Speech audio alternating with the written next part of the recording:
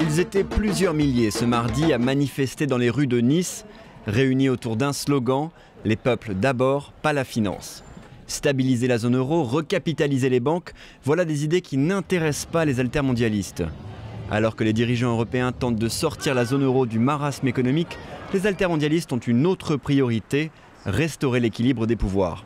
On veut simplement que les pauvres de la planète soient pris en compte et que tout ce qui se passe au niveau mondial prenne en compte les droits de l'homme. Il y a des gens qui sont venus, même certains à vélo d'ailleurs, de Bruxelles, de Genève. Donc beaucoup de gens motivés parce qu'à un moment donné, on sait que les dirigeants qui sont réunis au G20 obéissent largement au diktat de la finance et les peuples veulent faire entendre une autre voix. Le parcours des manifestants a été cantonné au quartier populaire, loin du cœur de la ville.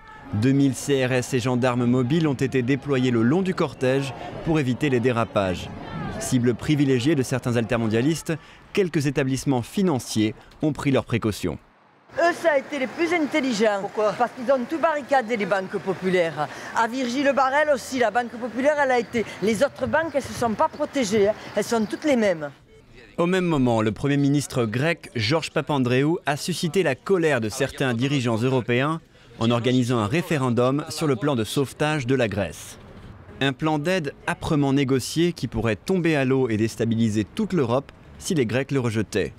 Dans les rues de Nice, certains manifestants soutenaient l'initiative du Premier ministre grec. Ça prouve aussi qu'on peut difficilement maintenant faire des choses qui vont contre les peuples sans leur demander leur avis. Pour moi, ça va dans le bon sens.